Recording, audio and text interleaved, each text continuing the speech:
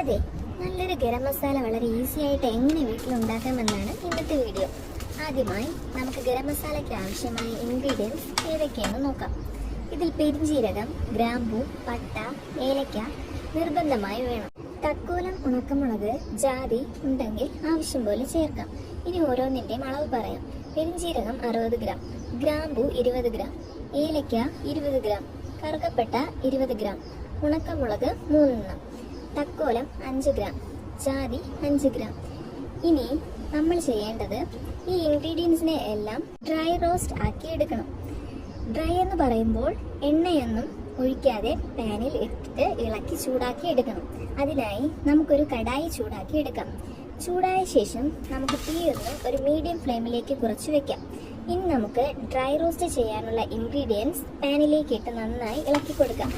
Medium ഫ്ലെയിമിൽ continuous ആയി 5 minute ഇളക്കി കൊടുക്കാം. കണ്ടിന്യൂസ് ആയിട്ട് ഇളക്കിയില്ലെങ്കിൽ കരിഞ്ഞു പോകാൻ ചാൻസ് ഉണ്ട്.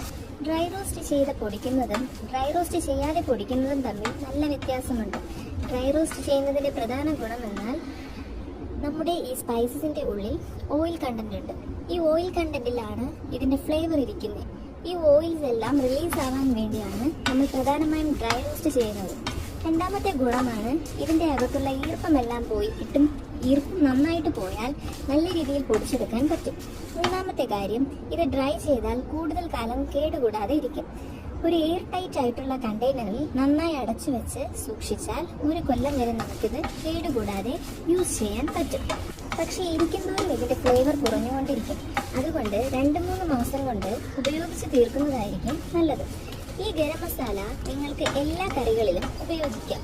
അതായത് കടലക്കറി, മുട്ടക്കറി, സ്റ്റ്യൂ, ബീഫ് കറി, ചിക്കൻ കറി, അല്ലെങ്കിൽ മിക്സഡ് വെജിറ്റബിൾ കറി എന്തിൻ്റെ കൂടെ വേണമെങ്കിലും ഉപയോഗിക്കാം. മറ്റ് മസാലകൾ ഉപയോഗിക്കേണ്ട കാര്യമില്ല. വേണമെങ്കിൽ കുറച്ച് മല്ലിപ്പൊടി, മുളക് പൊടിയൊക്കെ ഉപയോഗിച്ചാൽ മതി. ഇത് ഏകദേശം 5 മിനിറ്റായി. ഇതിൻ്റെ ചൂടാറിയതിന് ശേഷം മിക്സിയുടെ ജാറിലേക്ക് മാറ്റി കൊടുക്കാം. ഇനി ഇത് നമുക്ക് നന്നായി പൊടിച്ചെടുക്കാം. പൊടിക്കുന്നതിന് മുന്നേ ഒരു കാര്യം ശ്രദ്ധിക്കണം. ഇടയ്ക്കൊന്ന് ഇളക്കി കൊടുക്കണം. എന്നാലേ അത് നന്നായി പൊടിച്ച് കിട്ടത്തുള്ളൂ. നല്ല ഫൈനായിട്ടോ തരിയായിട്ടോ നിങ്ങളുടെ ഇഷ്ടത്തിന് പൊടിച്ചെടുക്കാം. ഇവിടെ നമ്മുടെ ഗരം മസാല പൊടി റെഡി ആയിട്ടുണ്ട്. ഇനി ഇതിൻ്റെ ഫ്ലേവർ നഷ്ടപ്പെടാതെ നല്ല എയർ ടൈറ്റ് കണ്ടെയ്നറിൽ വേണം സ്റ്റോർ ചെയ്യാൻ. പിന്നെ 2 കണ്ടെയ്നറിലായി സ്റ്റോർ ചെയ്താൽ ഒന്ന് നമുക്ക് സ്ഥിരം ഉപയോഗിക്കാം. കാരണം ഇടയ്ക്കിടയ്ക്ക് നമ്മൾ തുറക്കും.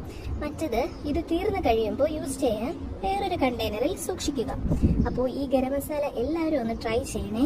ഈ വീഡിയോ നിങ്ങൾക്ക് ഇഷ്ടപ്പെടുവാണെങ്കിൽ ലൈക്ക് ചെയ്യാനും ഷെയർ ചെയ്യാനും സബ്സ്ക്രൈബ് ചെയ്യാനും മറക്കല്ലേ.